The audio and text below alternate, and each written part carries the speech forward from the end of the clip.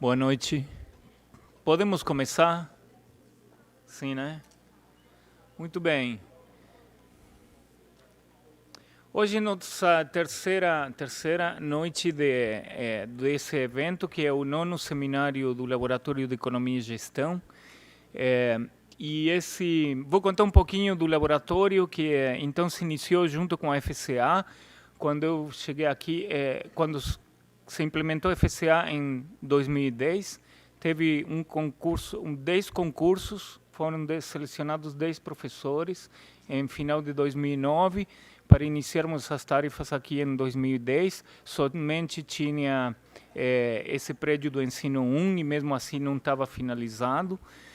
Não tinha nem grama, nem iluminação, mas aí viemos 10 professores aqui que iniciamos as atividades e foi uma beleza e trabalhamos com muito entusiasmo e ainda continuamos trabalhando e o trabalho é cada vez maior.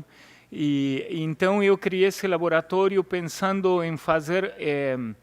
Primeiro, a preocupação foi criar uma pesquisa mais de economia regional para ter dados justamente de Limeira e da microrregião, na qual a FCA está inserida, e para avaliar um pouco o impacto deste novo campus, que é da Universidade Pública, na região. E uma outra linha de pesquisa tinha mais a ver com o meu estudo e com a minha trajetória, que era o estudo do desenvolvimento de países da América Latina. Então, uni duas coisas que não são, em princípio, muito vinculadas e fui trabalhando. Inicialmente, trabalhamos na fundação desse laboratório com a Adriana Bim, professora aqui, e depois foram se incorporando outros professores. A ideia foi selecionar bolsistas, estudantes que fizessem iniciação científica e depois os trabalhos de TCC, estágio, e depois, quando nós tivemos um mestrado também, os alunos da pós-graduação.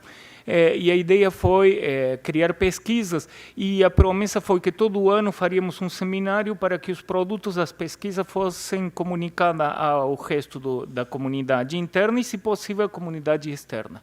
E eu sempre tive muita sorte no sentido de que consegui sempre vários orientandos, coitadinhos dos meus estudantes, mas eles vieram trabalhar comigo, e aí tive uma experiência muito interessante de poder fazer sempre esse seminário anual, né? Esse ano, pessoal, sempre um ano antes a gente começa a discutir a temática do ano seguinte, e o grupo decidiu que esse ano faríamos um tema de abordar a política no Brasil, que é um momento tão hiper real sobre a política mesmo, e ao mesmo tempo relacionar com a política pública, que nessa primeira década do século XXI teve um auge e um grande desenvolvimento como talvez não tinha tido historicamente. E isto aconteceu justamente com outros países da América Latina que acompanharam essas políticas e esse tipo de programas. Então foi muito interessante, porque aí surgiram várias pesquisas, desde TCC, iniciação científica, ou mesmo tese de mestrado, discutindo o desenvolvimento dos países vinculado à política pública. Aqui nós temos 2 cursos à noite, que são o curso de administração e o de administração pública. Então, sempre esses temas que a gente pesquisa no LEG tem gente interessada, e então a gente faz o seminário pensando um pouco em ter esse retorno para a comunidade. Ao mesmo tempo que à noite fazemos as palestras, durante o dia tem tido atividades de apresentação de trabalho científico, com um comitê que seleciona os trabalhos, e um minicurso sobre bases de dados das políticas públicas. E então a gente se encaminha com grande felicidade para... Essa é a nossa 9ª edição, mas o ano que vem então será a nossa festa de 10 anos junto com a FCA. Muito bem, e esse esforço é muito interessante, porque a ideia é que, sobretudo, os estudantes que participam possam ter essa experiência também organizacional. Isto é, de organizar o evento, que dá muitíssimo trabalho, e sem eles eu não faria, simplesmente não faria o seminário. Bom, hoje, né, convidamos Plínio de Arruda Sampaio para visitar nossa escola e para falar deste momento do Brasil e da condição da política atual. Mas antes de passar a palavra para Plínio, eu queria falar um pouquinho dele e dizer que ele é um economista e professor da Unicamp. Aliás, eu fui seu aluno. Lá para final dos anos da década de 80. E tive algumas aulas suas de economia brasileira. E justamente queria te comentar isso, que aqui nós temos uma linha bastante forte. Somos muito próximos da Escola de Economia, do Instituto de Economia. E então, quando foi feito o perfil desses cursos, começaram como gestão, mas depois se transformam em administração e administração pública, teve o diferencial de ter uma boa carga em termos de economia. E a disciplina de economia brasileira, então, é uma disciplina importantíssima na formação, em que eles percebem é um terreno muito bom para trabalhar um critério da FCA, que é a interdisciplinaridade, e também para a gente formar administradores públicos e administrador tradicional, justamente numa linha de interpretação mais histórica, que faça compreender a realidade desde outro ponto de vista, e não apenas por modelos, né? E isso é muito importante. E aí eu me lembrei que fui aluno teu em umas disciplinas, umas aulas de economia brasileira, aliás, excelentes. Você tem uma leitura impressionante da economia brasileira e eles sabem muito bem o difícil que é, porque essa matéria é brava, viu, aqui. Muito bem. Então, para nós é uma felicidade te receber aqui e então, sem mais delongas, eu passo a palavra e senta-se à vontade para estar aqui com os amados alunos.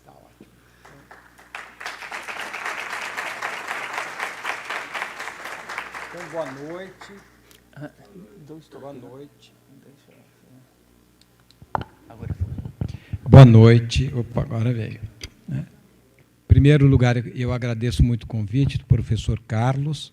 É uma alegria poder comparecer aqui à Unicamp Limeira, né, nossa prima jovem, ou nossa irmã jovem, né? E para conversar com vocês de um assunto complicado, que é o assunto que foi dado aqui, é Brasil, eleições, dinâmica do poder.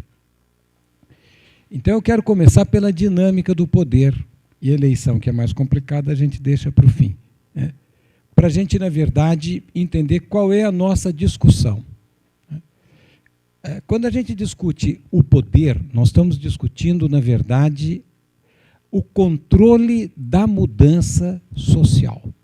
Essa que é a essência da discussão do poder. Na superfície, o poder aparece como uma pequena política, como uma politicagem.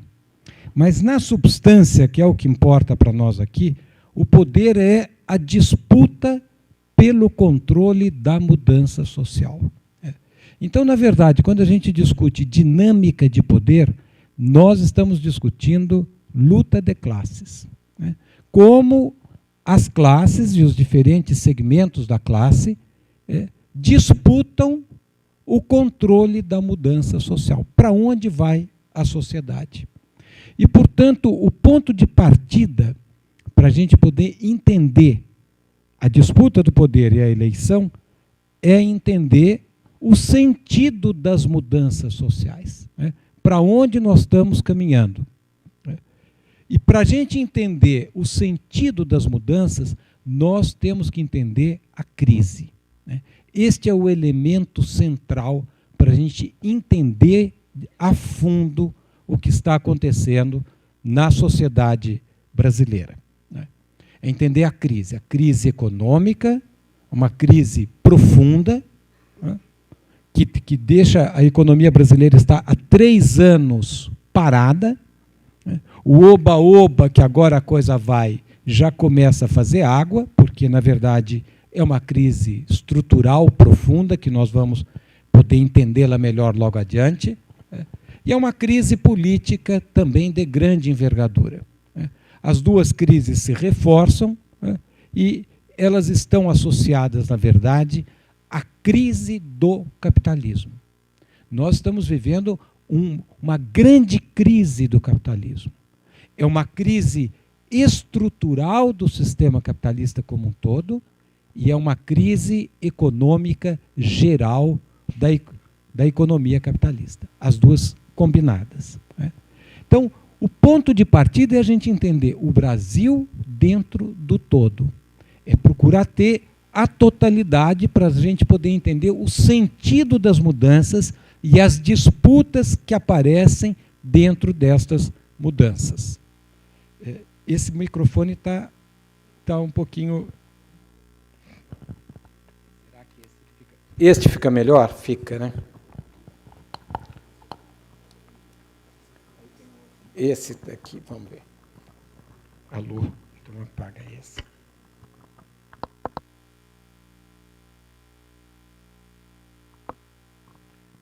Esse aqui está melhor? Está um pouquinho melhor, né? É porque com eco a gente não vai conseguir aproveitar bem. Então é o seguinte, nós temos que entender o Brasil dentro do conjunto, né? A primeira visão da crise brasileira é que a crise econômica brasileira teria sido gerada por pedaladas fiscais. Vocês lembram disso?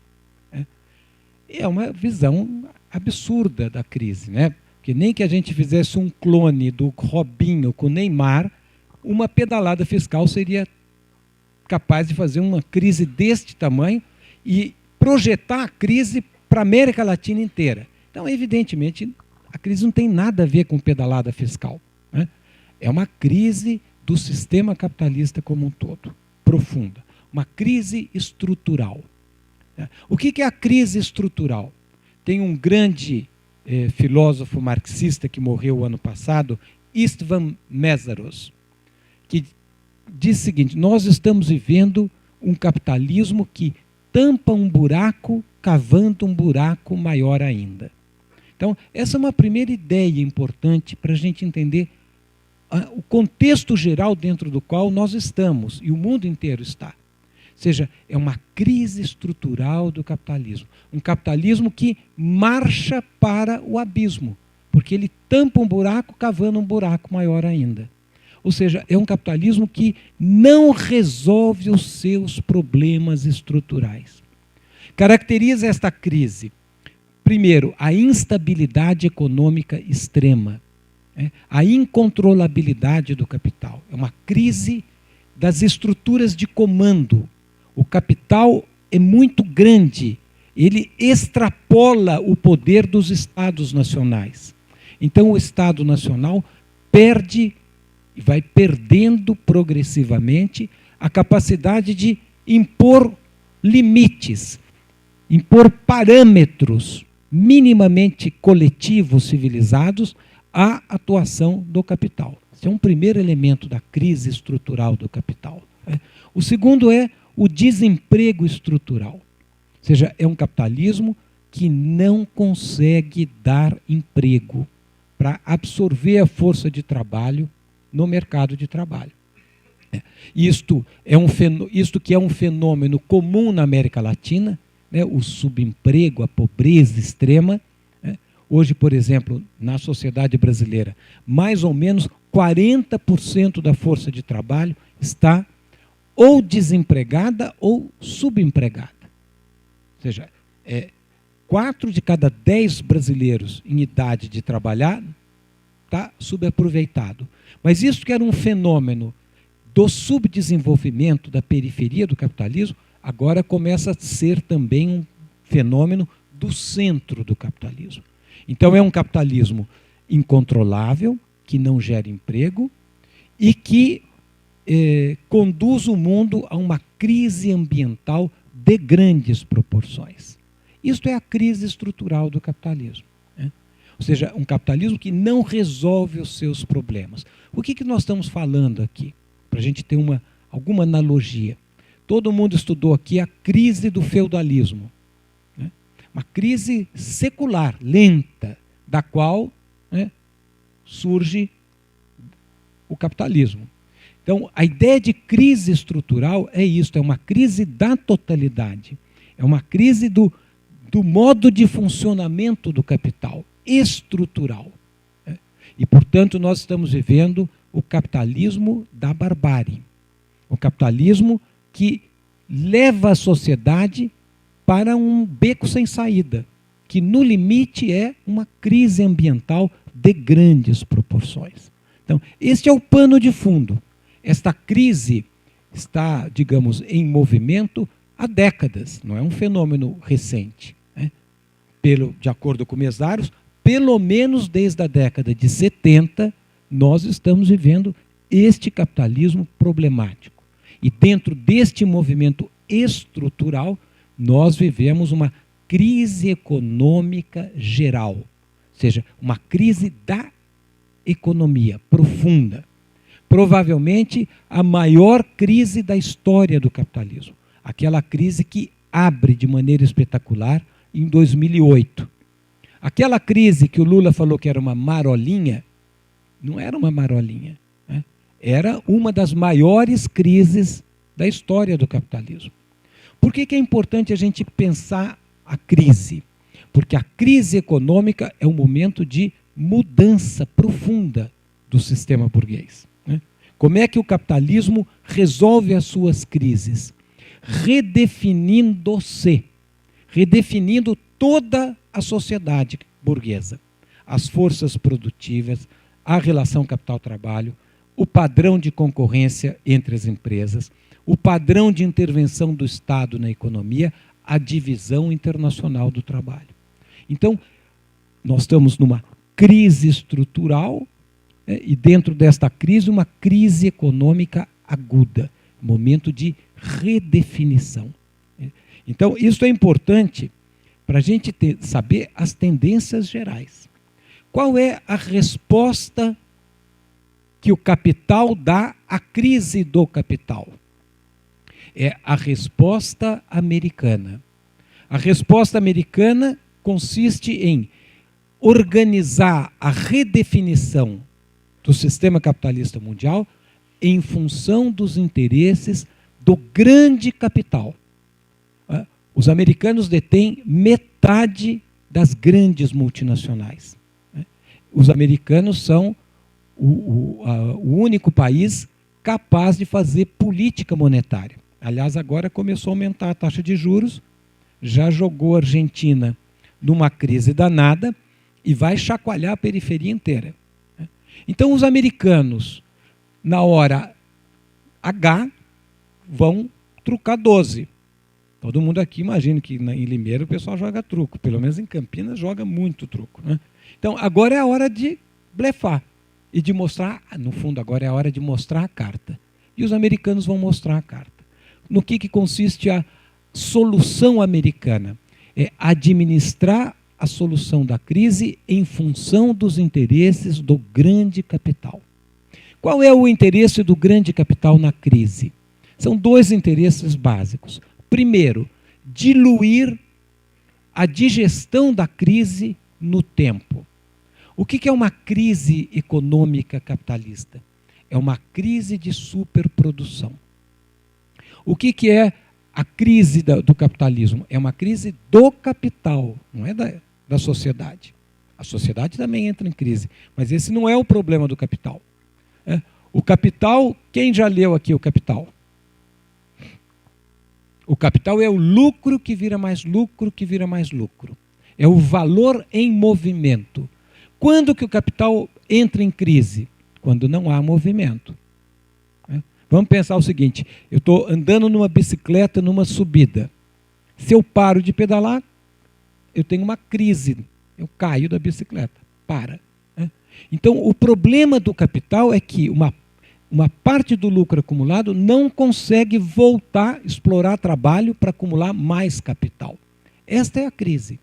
Então, no momento da crise, se caracteriza a presença de um excedente absoluto de capital. É uma massa de capital que é excedente, absoluta, que está sobrando e que, portanto, tende a ser desvalorizada, tende a ser destruída.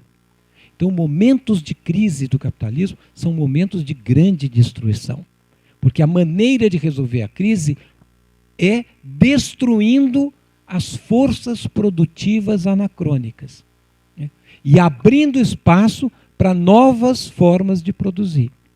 Então é um momento de grande destruição. Só que as massas de capitais que estão sendo ameaçadas de destruição são massas gigantescas. São grupos muito fortes. E estes grupos têm a capacidade de instrumentalizar o Estado para ganhar tempo, para que ele possa administrar a sua renovação. Então, o primeiro elemento da resposta à crise econômica é sequestrar o tempo, ganhar tempo, para que o excedente absoluto de capital possa ser digerido. Eu vou dar um exemplo. Eu sei que Limeira eu sou um verdadeiro caipira, que eu sou lá da Alta Mogiana. Limeira eu já sei que eu fiz o teste aqui com alguns amigos, são mais ou menos. Mas todo mundo sabe o que é uma sucuri. A sucuri come um garrote. Qual é o problema central da sucuri? Digerir o garrote. Não tem aquela expressão que não é da sucuri, é da jiboia? Jiboiar. Eu preciso de tempo para digerir. Então, este é um primeiro elemento. O capital sequestra o tempo de maneira absoluta e dilui, ele precisa de tempo para digerir isso. O que coloca em perspectiva uma estagnação de longa duração. Só para vocês terem uma ideia, a crise econômica anterior desta dimensão foi a crise de 1929. Limeira, Campinas, tudo isso daqui era um cafezal. A crise destrói a economia cafeeira. Quanto tempo demorou a digestão da crise de 29? Uma década de estagnação, uma guerra mundial que destruiu a segunda maior economia do mundo, a alemã, destruiu praticamente toda a força produtiva da Europa, parte da força produtiva do Japão, e só depois disso é que veio a recuperação. Isso é para a gente ter uma dimensão da profundidade, da violência da crise. Este é um elemento, ganha tempo. O segundo elemento da resposta americana é passa o mico. Aqui todo mundo jogou mico preto. Se eu falar isso na Argentina, ninguém vai saber o que é jogar mico. Mas, então passa o mico do setor privado para o público. Passa o mico do grande capital para o médio, do médio para o pequeno, do capital como um todo para o trabalho. Passa o mico do centro para a periferia. Então, este é um movimento de solução da crise. O que ele significa na prática? Ele significa, na prática, dar uma resposta ultraliberal à crise do neoliberalismo. Esta aqui é a crise, esta aqui é a resposta. É uma resposta que, por enquanto, não resolveu nenhum problema. Todos os problemas que estavam por trás da crise de 2008 permanecem de pé. O descolamento da acumulação fictícia, papéis, com a acumulação real. Todos os indicadores de especulação com derivativos estão no mesmo nível de 2008. Há o descolamento da capacidade produtiva da capacidade de consumo. É uma crise de superprodução. Continua posta. Então, o que o capitalismo está precisando de tempo? Quanto tempo? O tempo do capital. Você diz, e os seres humanos? Não é um problema do capital. O problema do capital é redefinir o movimento de acumulação de capital. Então, este é um movimento geral. Bom, neste movimento, o capitalismo está passando por mudanças profundas, porque é assim que o capitalismo resolve as suas crises, redefinindo a sua sociabilidade, mudanças nas forças produtivas, desenvolvimento das cadeias de valor, que é, na verdade, uma desterritorialização das forças produtivas. É uma mudança enorme. Mudanças na relação capital-trabalho. Em que sentido? Mais direitos para o trabalho, não é isso? Mais direitos para os trabalhos, não é isso? É uma ofensiva sobre os direitos dos trabalhadores, sobre as políticas sociais, que não é brasileiro, isto é mundial. Por exemplo, reforma da Previdência não era um problema do Temer. A Dilma também faria. O Lula fez e o Fernando Henrique fez. Mas Se a gente for olhar fora do Brasil, todos fizeram. É uma pauta do capital, para a gente ter a visão geral do que está acontecendo, né? Então, uma mudança na relação do capital com o capital. Ou seja, uma maior concentração e centralização de capital. Uma mudança importante na relação do Estado com a economia. Eu sou de um instituto keynesiano, como o professor Carlos sabe, né? Quando veio a crise, a sensação minha era aquela sensação de gol de futebol. Quando o teu time faz um gol, você fala, agora é nós, né? A turma lá, os meus colegas keynesianos falam, não, agora é nós. Agora o Estado vem e doma o mercado e civiliza o capitalismo. Mas o que aconteceu depois de 2008? Não foi o Estado que domou o capital. Foi o contrário. Foi o capital que pôs um segundo freio no Estado. Vocês já viram nas Olimpíadas, quando tem aquela prova de equitação, que vem um cavalo que faz tudo. Ele tem freio e abridão. Ele está completamente controlado pelo capital. E é isso que aconteceu. Porque qual foi a palavra de ordem que organizou a política econômica mundial, a começar pela americana? Too big to fail. As empresas são muito grandes para quebrar.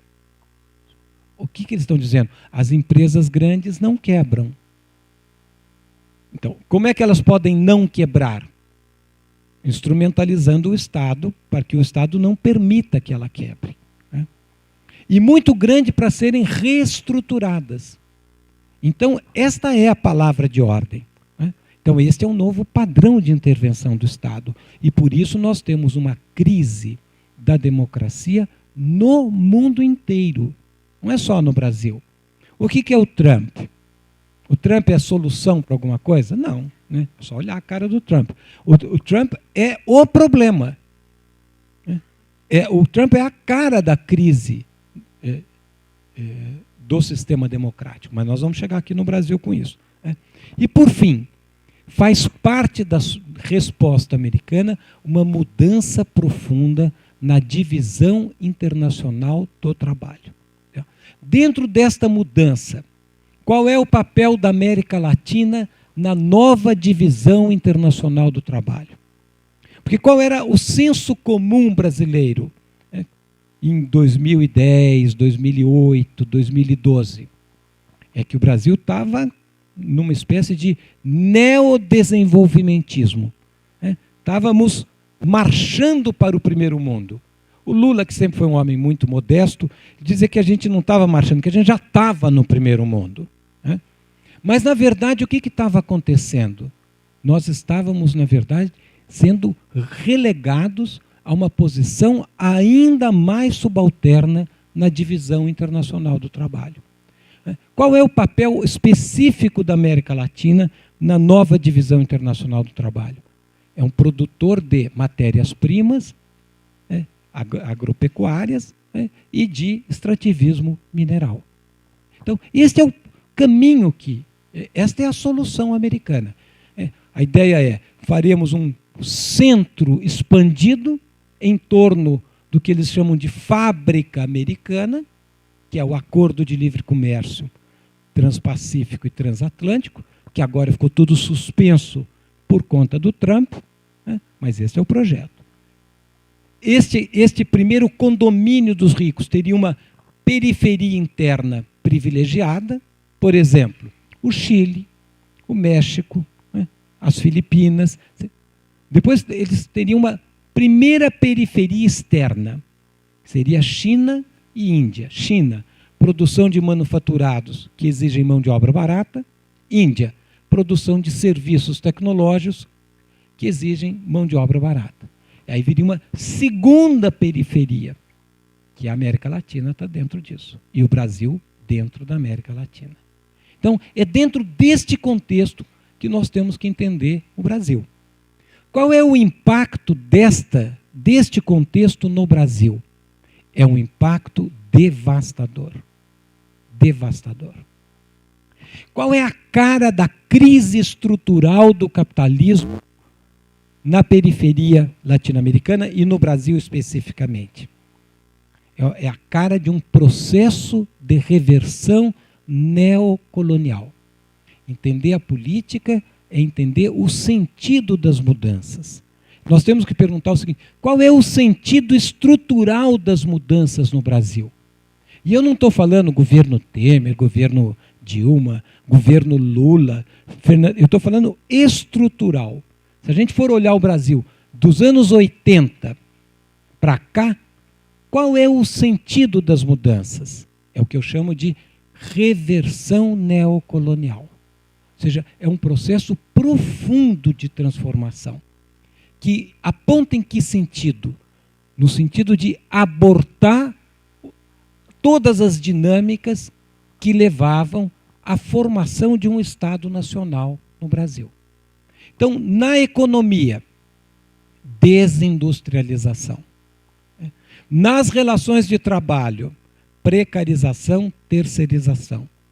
Na burguesia, desnacionalização, internacionalização. No Estado, desmantelamento da capacidade do Estado de fazer políticas públicas para o conjunto dos brasileiros. Então, este é um movimento estrutural que extrapola os governos. E dentro deste movimento, qual é o impacto da crise econômica de 2008? A crise aprofunda e acelera o processo de reversão neocolonial. E aqui, então, a gente entende a essência da crise econômica. É a desindustrialização. Esta que é a essência. Dentro da América Latina, como o Brasil foi quem mais industrializou, o Brasil é também quem mais sofre, porque quem mais vai ter que perder indústria. E é razoável entender por que vai ter uma desindustrialização. Porque o Brasil não tem nem competitividade dinâmica para disputar na primeira divisão da economia mundial, com os Estados Unidos, com o Japão, com a Alemanha, nem competitividade espúria, salário baixo, para competir com a China e com a Ásia. Então nós ficamos no meio da quadra e a nossa indústria terá que ser destruída e está sendo destruída. O que é a reversão neocolonial nas relações de trabalho? É um trabalho, se na economia, o que avança? O que morre? A indústria. O que avança? Qual é a frente de expansão do capitalismo brasileiro? Agronegócio, extrativismo mineral. Então, qual é o projeto? O PMDB fez um projeto que se chama Ponte para o Futuro. Qual é o futuro deste projeto? Transformar a economia brasileira numa mega feitoria moderna. Esse é o projeto, que é um projeto altamente ousado. Levar o Brasil ao século XIX, olhando para o XVIII. Esse é o projeto, se der certo. Isso é importante para a gente entender o seguinte: bom, mas a forças produtivas mais simples corresponde necessariamente a relações capital-trabalho mais primitivas. Ou seja, qual é o trabalho de uma neocolônia? Porque é isso que é o projeto. O que era uma economia colonial? Uma economia de produção de mercadorias em grande escala, no regime de monocultura, para o mercado exterior, explorando mão de obra barata e depredando o meio ambiente. Bom, é isso que está sendo. Esse é o projeto. Qual é o trabalho que corresponde a isso? Eu vou chamar de um trabalho neo-escravo, precarizado, sem direitos, sem aposentadoria, sem políticas sociais. Esse é o projeto que está sendo posto.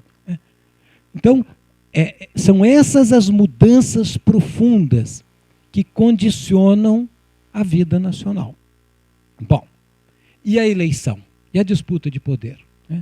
Qual é a resposta, então, da burguesia a esta crise? É sancionar as tendências da divisão internacional do trabalho.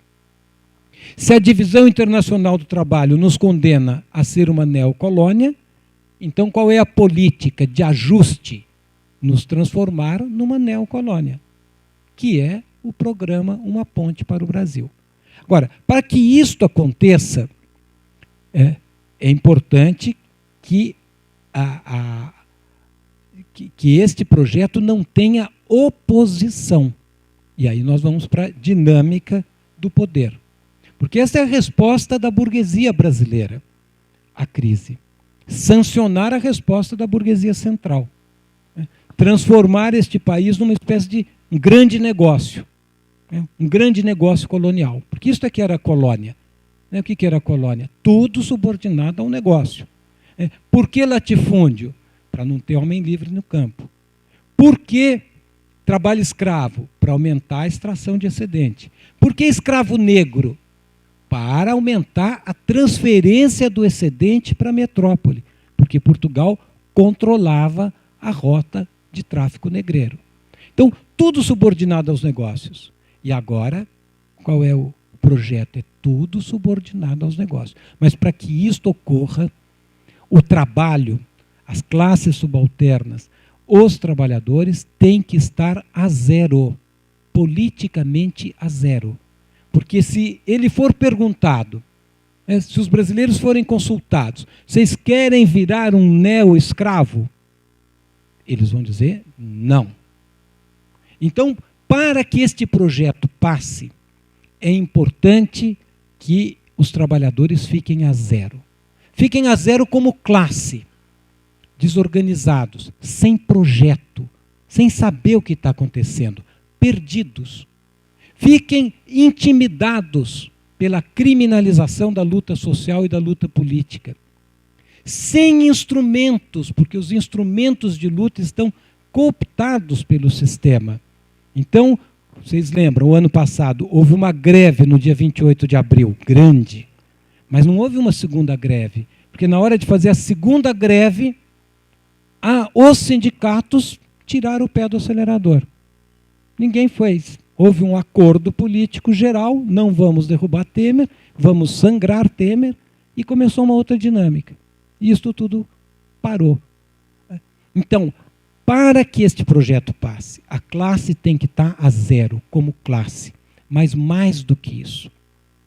O trabalhador tem que estar a zero, mesmo na sua capacidade de expressão individual, política, na forma de voto. Porque quando a gente vota como indivíduo, como eleitor, como, aspas, cidadão. A gente não vota como classe, a gente vota individualmente. Mas mesmo esta expressão da soberania popular tem que ser anulada. Porque se for perguntado, fizer um debate amplo e um debate franco, e as pessoas poderem escutar não só o que diz a Miriam Leitão na CBN, mas poderem escutar o contraditório, o povo vai dizer, não sou besta, eu não quero esse projeto. Esse projeto é contra mim, é contra os brasileiros. Esse é o projeto do grande capital, da plutocracia brasileira. Então é importante atacar a democracia. E com isso nós chegamos à crise política. Qual é a crise política brasileira? Qual é a essência da crise? Porque a crise é muito maior do que o PT, do que o Lula, do que a Dilma, do que o próprio Temer, do que o Aécio. O que é a crise? É a crise da nova república. É a crise do sistema político que foi montado na transição por cima da ditadura militar para o Estado de Direito. A transição possível criou a Constituição de 88. Que é uma Constituição que foi batizada pelo Ulisses Guimarães como a Constituição Cidadã, que é um bom nome de fantasia para a Constituição. O que a Constituição prometia? Prometia para os brasileiros cidadania. Prometia a Suécia. Mas o que ela entregava? Para uma parte pequena da população, Miami, que já é bem pior que a Suécia, mas para o conjunto dos brasileiros, o Haiti. Então, esta Constituição, ela trazia no seu bojo uma contradição que permaneceu latente durante toda a sua existência, que é, ela promete uma coisa que ela não pode dar. Ela promete um capitalismo civilizado, mas ela entrega um capitalismo selvagem. Eu vou dar um exemplo para que isso fique claro. Qual é o salário mínimo do Diese? Alguém já escutou falar disso? É quase 4 mil. Né? O que é o salário mínimo do Diese? O Diese é um instituto, né, dos sindicatos de estatística, de cálculos.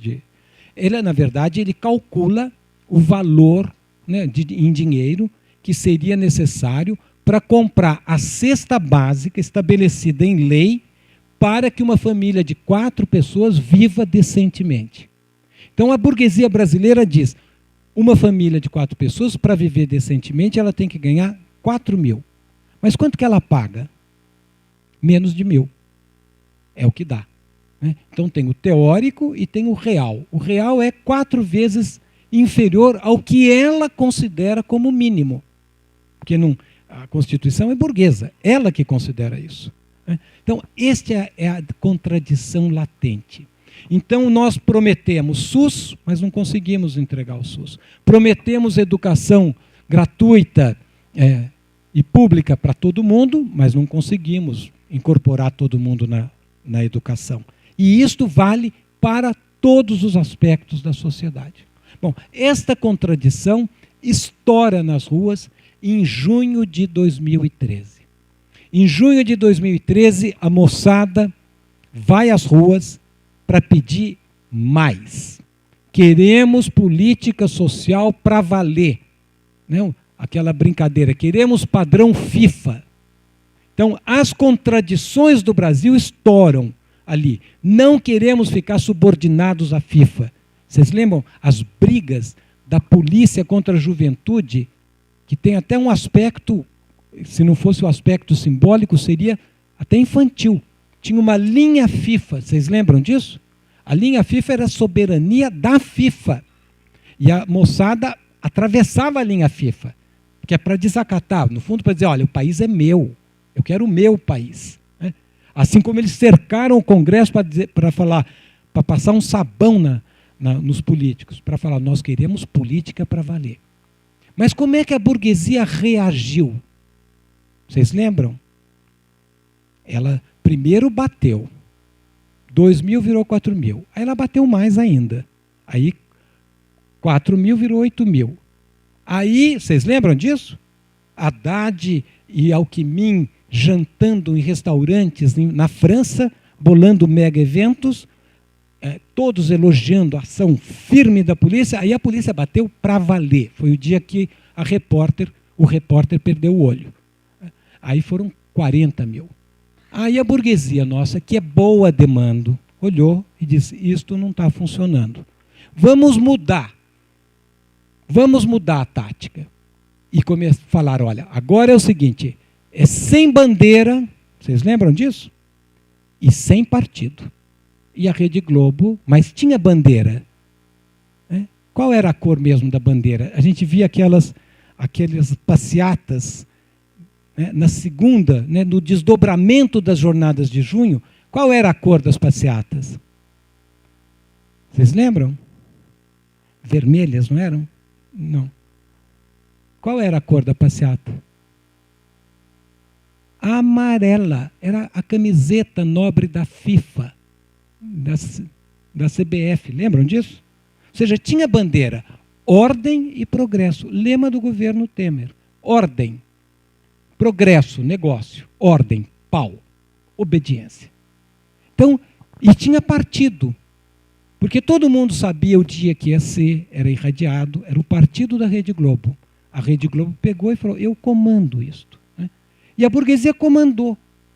E, na verdade, a agenda de junho de 2013, que era a agenda de mudanças estruturais, queremos um Brasil para valer, a burguesia pôs uma outra agenda, que era a agenda do ajuste. E isso foi feito no meio da coisa. Eu não sei se vocês lembram aqueles dias dramáticos. O Lula nunca ficou tanto tempo sem falar. A Dilma entrou na clandestinidade, pegou aquela técnica dela que ela já sabia e entrou na clandestinidade. Ficou 10 dias, não falou. Mas aí, finalmente, ela apareceu. E tinham 5 medidas, vocês lembram disso? E sabe qual era a primeira medida? Ajuste fiscal. Mas não era isso que a Rua tinha pedido. A Rua não tinha pedido ajuste fiscal. A Rua tinha pedido direitos já, que exige gasto fiscal. Mas qual foi a resposta? A resposta não foi para a Rua. A resposta foi para o grande capital. Ajuste já. E começa, então, um movimento de fazer o ajuste. Então, a crise que nós estamos assistindo é a crise daquele fiapo de democracia instituído na transição da ditadura para o Estado de Direito. Era uma democracia desigual, como tudo no Brasil. Mais democrática para um professor da Unicamp, bem pouco democrática para um brasileiro pobre da periferia.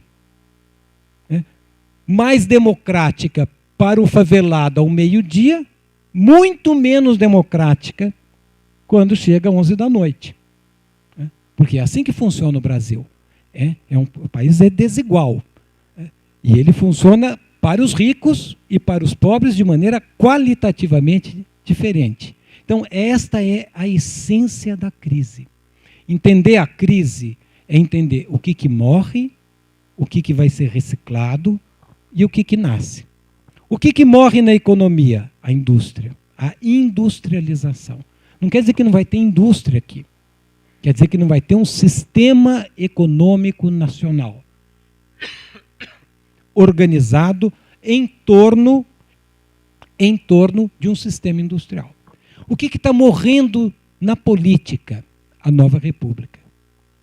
Como é que ela está sendo morta? Na prática.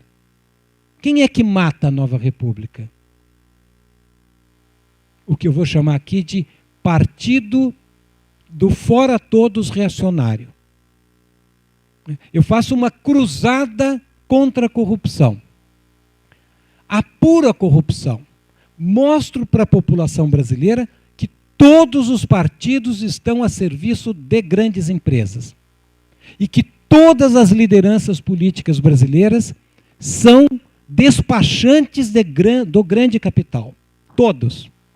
E não é que quando apuro o Cabral é verdadeiro, quando apuro o Lula é de mentira, ou vice-versa. Não. Todos.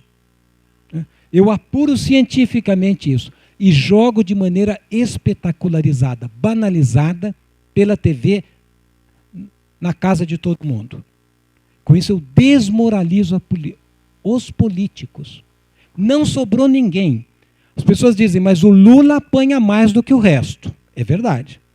O Lula apanha dobrado ou triplicado. Por quê? Porque o Lula representa, mais do que os outros, as esperanças da nova república. Quem é que tem esperança no Alckmin? Ninguém. Mas no Lula se tinha esperança, a ideia de que a esperança venceria o medo. Então ele tem que apanhar dobrado, mas todos apanham. Por exemplo, Aécio Neves, que tinha uma carreira brilhante pela frente, virou pó em 2 dias. É ou não é verdade? Virou pó em 2 dias. Quanto tempo demora para construir uma liderança que nem o Aécio Neves? Décadas. Pois a burguesia destruiu o Aécio, o Serra. O Serra está escondido. Ninguém escuta mais falar do Serra. O Temer, completamente liquidado. A preocupação central do Temer agora é como não ser preso depois que terminar a presidência. Esse é o grande problema. O grande dilema de Temer é esse. Um imbecil completo que conseguiu comemorar. Imbecil até é pouco para ele, mas que conseguiu pôr como lema do governo, vocês viram? O Brasil voltou 20 anos em 2. O que não é verdade, porque foram muito mais do que 20 anos. Mas mesmo assim, é só uma mente, mentecapta como a dele, para imaginar que isto seria um lema. Mas o que eu estou querendo dizer aqui é o seguinte: todos estão destruídos. Todos. Isto é para resolver problema de corrupção? Tem nada a ver com corrupção. Nada a ver. A corrupção é um elemento central do padrão de acumulação do capitalismo, e do capitalismo brasileiro em particular, e é um elemento central do padrão de dominação da burguesia brasileira. Sem a corrupção, isso daqui não dura 2 meses. Aqui nós temos uma revolução em 2 meses. Não é para resolver corrupção. Qual é a causa da corrupção? Isso é que mostra o poder que a burguesia tem de manipular a opinião pública. Né? Ele passa todo dia o combate, todo dia o paladino da corrupção, que é o Moro. Mas qual é a causa da corrupção? Leiam qualquer delação de um alto executivo da Odebrecht, da Andrade Gutierrez, vocês vão ver qual é a causa da corrupção. A empresa. É o capital que compra o político. Todos eles explicitam isso. Agora, o que esta operação faz em relação ao empresário? Sai solto pela delação. E a empresa? Sai por um acordo de leniência, que quer dizer o seguinte: eu pago uma multa e continuo operando. A multa da JBS todo mundo acompanhou. Era gigantesca. Ele conseguiu uma informação confidencial com o Temer, especulou, ganhou mais dinheiro do que a multa, bom, e no final exagerou, acabou preso pela segunda roubalheira que fez. Né? Ou seja, a JBS é uma empresa delinquente. Ela não pode existir. Ela controla 200 parlamentares. É o maior partido do Brasil, de todos os partidos. Ela é de centro, de direita, de esquerda, de tudo. Ela tem que ser expropriada, mas não é isso que está em questão. Ninguém aqui está discutindo acabar com a corrupção no Brasil. Se tivesse, jamais o Temer poderia estar onde está. Não se trata disso. Se trata do quê? De eliminar o sistema político.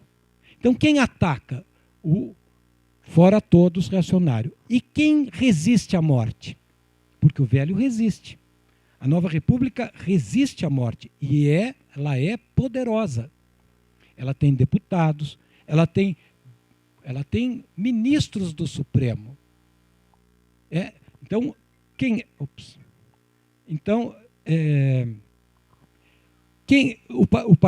este partido aqui é o partido que eu vou chamar de Partido do Estanca Sangria.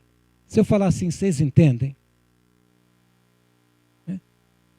É com o Supremo, com o Lula, com todo mundo. Né? É o partido idealizado pelo Jucá. Né? Então, este partido resiste. Quem é o ministro do Supremo deles? Ganha uma medalhinha aqui, enfim, Che Guevara, que é uma boa medalhinha. Quem acertar? Quem é o ministro, o chefe do ministro deles? O Gilmar Mendes, todo mundo sabe. Ele mesmo se apresenta como tal. Então, esta é a briga política real. Qual é a briga? A briga é o seguinte: a burguesia tem que substituir este sistema. Ele está destruindo este fiapo de democracia. Não é para resolver problema de corrupção, ao contrário. É para fazer um controle do capital sobre o Estado mais funcional ainda do que este. Por quê? Porque este tem um inconveniente.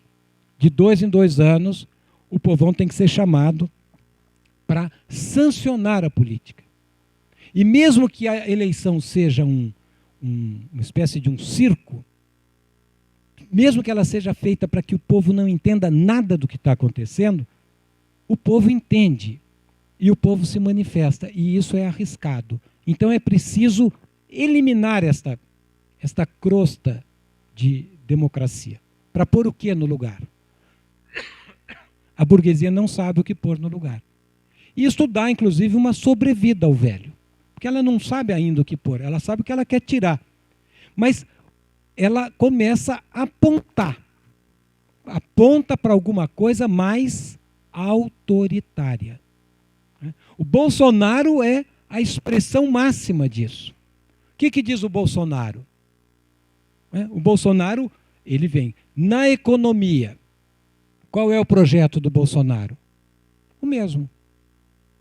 O Bolsonaro, antigamente, ele pintava um pouquinho de ser nacionalista, chegou até a votar umas coisas mais contra o liberalismo. Mas agora, outro dia, ele deu uma entrevista e perguntaram para ele, qual é o projeto econômico? Aí ele falou, projeto econômico não tem a menor noção, não entendo nada disso. Eu vou lá e contrato uma pessoa do mercado. Aí os meus colegas no instituto, não sabe economia, é um imbecil. Não, eu tenho outra visão. A resposta foi brilhante. Ele diz, olha, eu vou fazer o que vocês mandarem aqui. Eu pego, contrato um do mercado e ele vai fazer toda a receita que tem que fazer. Eu vou dar uma solução para o problema político. Qual é a solução Bolsonaro? A crise da política, a crise da democracia, a negação da política, a negação da democracia. Porrada. E a gente tem que pensar isto com muita seriedade. Por quê? Porque se a economia é neocolonial, se o trabalho é neo-escravo, qual é o padrão de dominação? Neopelourinho. Não é isso? Tem que ser o capitão de mato, que tem que ser reempoderado para segurar o povo, né? E pôr goela abaixo do povo. Este é o projeto. Se vai ser pela mão do Bolsonaro, pela mão do general Mourão, por que mão vai ser, nós não sabemos. Mas este é o projeto da burguesia. E é dentro deste quadro que está se armando estas eleições. Esta eleição, todo mundo tem que lembrar, ela vai ser feita sobre a égide da reforma política do Eduardo Cunha. Lembram do Eduardo Cunha? Ele é que comandou esta reforma política. Mas como é que ele fez a eleição? Aumentou a cláusula de barreira. Ou seja, se o partido não tiver um mínimo de voto, ele perde o fundo partidário, praticamente cai na clandestinidade, né? Com isso ele fez o quê? Bom, ele encurta o tempo de campanha, que ele diz que a política é uma coisa muito chata e que aborrece o brasileiro. Então vamos fazer uma campanha bem curtinha. Pega o tempo de televisão dos partidos menores, diminui, e pega um fundo partidário imenso e joga na mão dos partidos. Com isso, o que a burguesia fez? Ela está reorganizando a política para esta eleição. Reorganizando como? Eliminando a crítica de esquerda.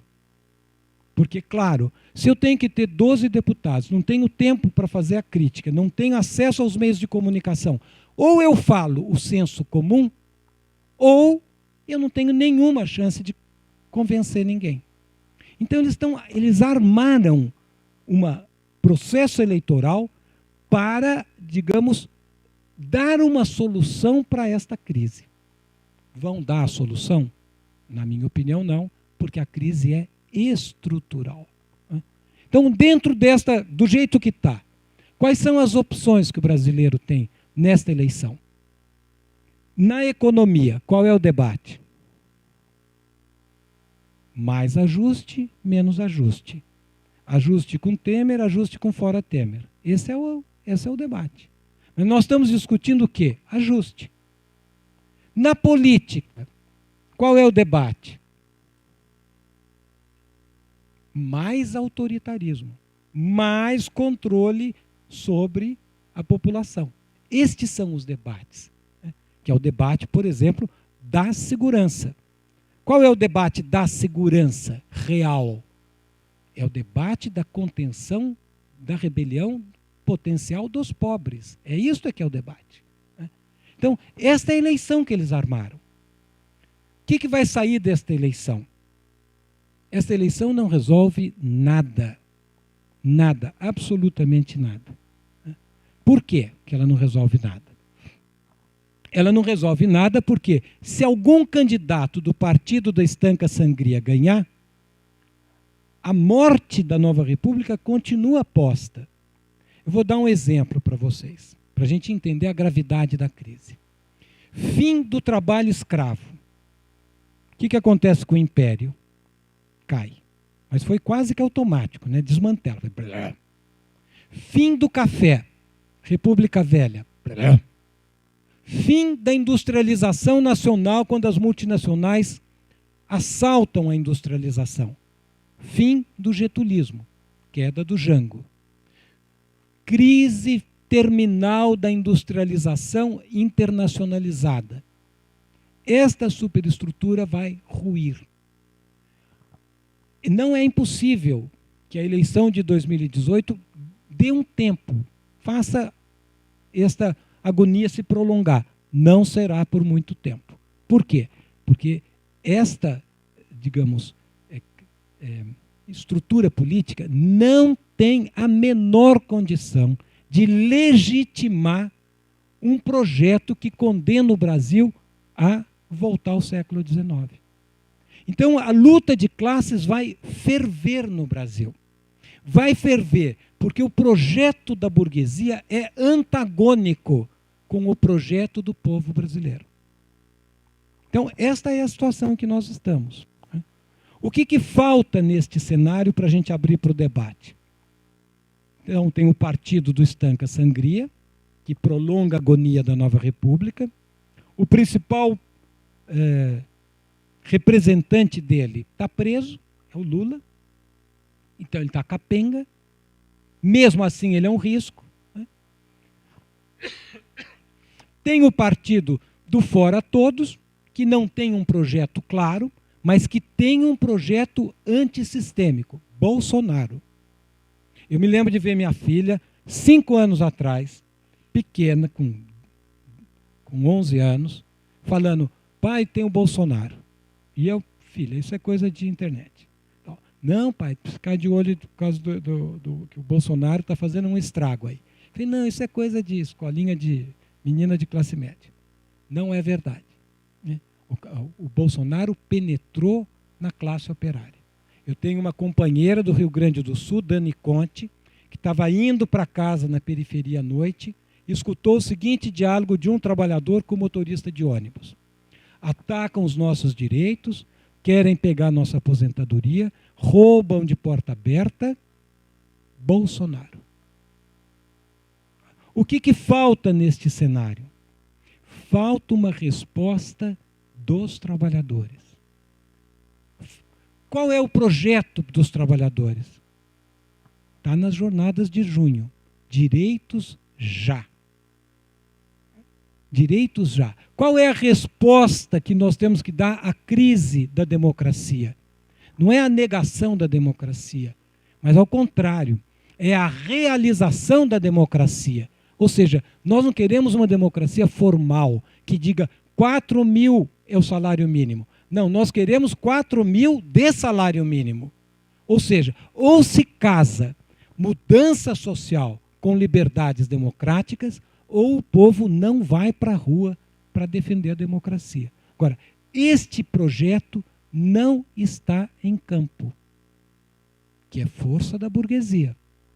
Capacidade que a burguesia tem de dizer o que pode ser discutido, o que não pode ser discutido. Vocês já ouviram falar de vaca amarela?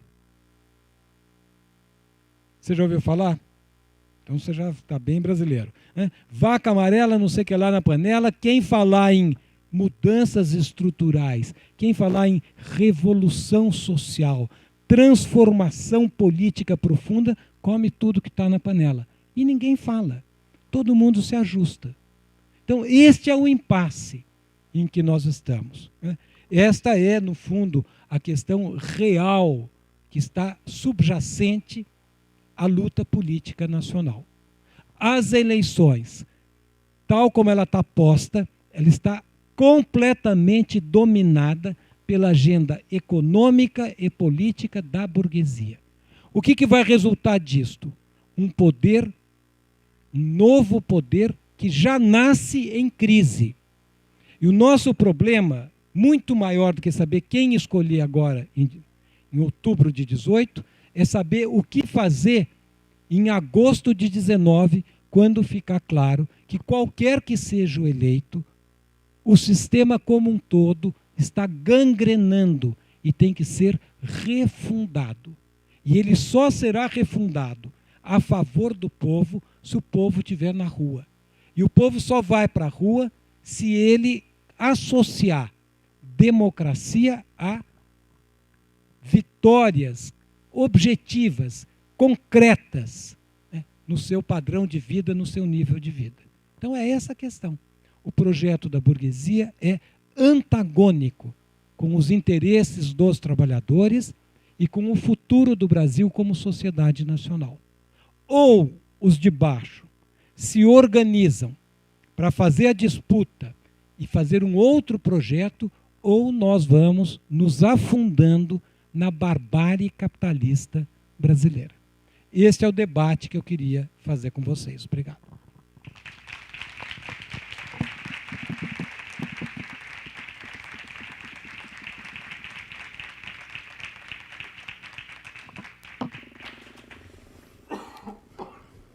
Muito obrigado, Plínio, pela sua exposição brilhante.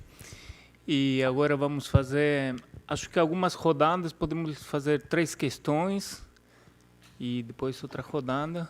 Sempre peço para o pessoal que vai falar, é difícil fazer uma questão inteligente numa frase, tudo bem, mas então, assim, uma certa capacidade de síntese para que todo mundo possa, todo mundo não, mas para que possamos fazer várias questões, tá bom? Então, se estiver interessado, como eu já estou com o microfone, vou aproveitar enquanto as posições se definem.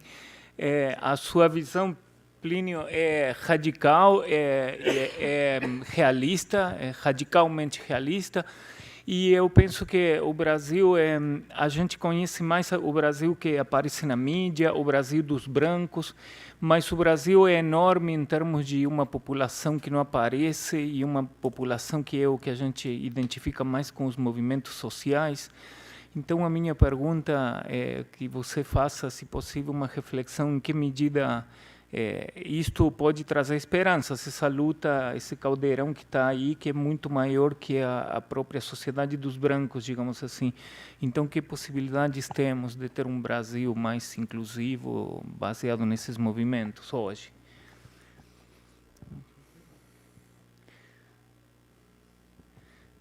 Diga seu nome, por favor. Boa noite, meu nome é Camila, eu sou aluna aqui do ICSA. O ICSA é um programa de mestrado interdisciplinar que nós temos aqui, em Ciências Humanas.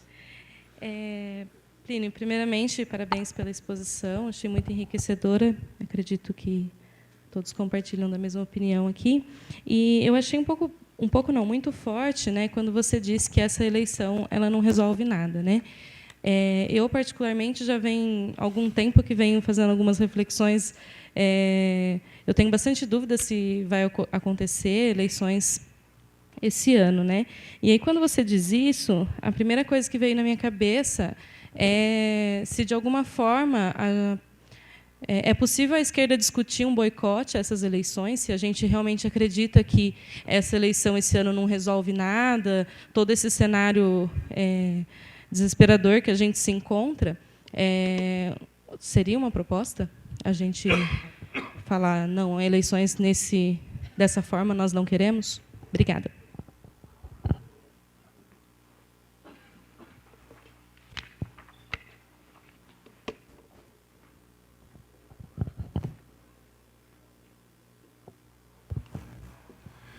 Boa noite, professor Plínio. Meu nome é Cícero, sou formado aqui no programa de mestrado no ICS.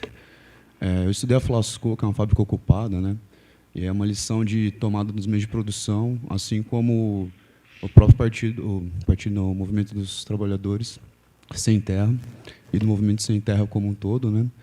E eu queria perguntar para o senhor como fazer a tomada dos meios de produção e legitimar, sem ter que depender do Estado para legitimar essa tomada dos meios de produção. E se você acredita na Revolução Armada também. Obrigado.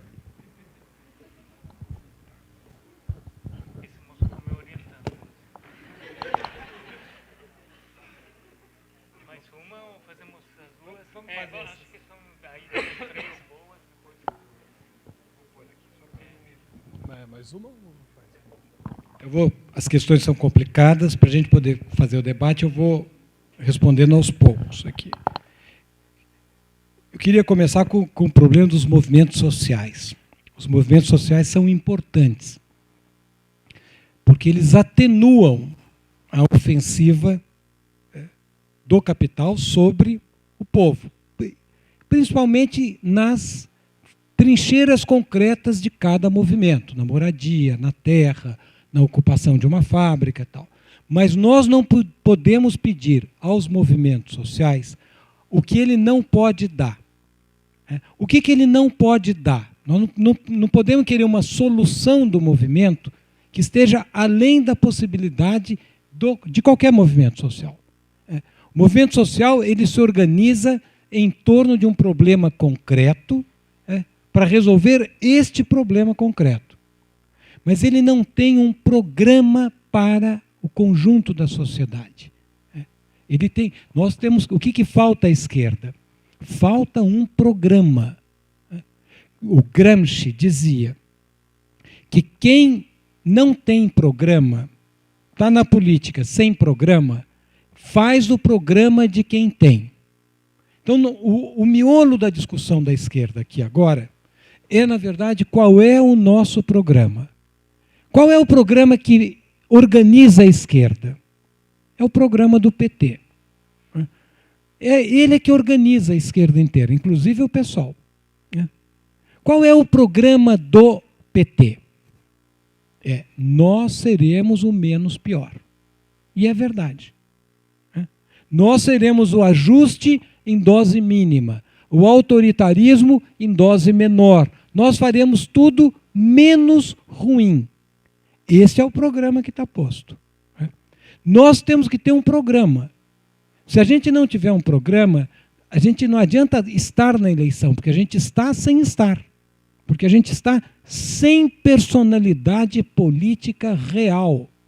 Então, a pergunta é, qual é a alternativa para o Brasil? Por exemplo, na economia, como é que resolve o problema do Brasil? Não resolve dentro do plano real. Por quê? Porque a regra do plano real, que é todo esse conjunto da institucionalidade que começou a ser montada no Brasil no ajuste do FMI na década de 80, que depois dá um salto de qualidade com a chegada do Collor, que depois se cristaliza com o Fernando Henrique.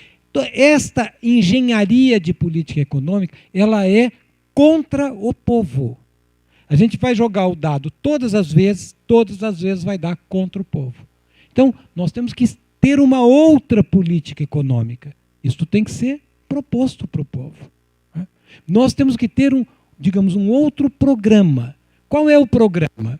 O programa é, sem mudanças de estrutura, os problemas do Brasil não são resolvidos. Por quê? Porque o racismo no Brasil é estrutural. Porque o machismo no Brasil é estrutural. Porque a corrupção é estrutural. Porque o latifúndio é a condição de expansão da economia brasileira. Porque a especulação imobiliária é o móvel do capital mercantil urbano. Então, ou muda isto para valer, ou nós vamos ter que discutir a solução deles. E aí nós podemos discutir mais rápido, mais devagar.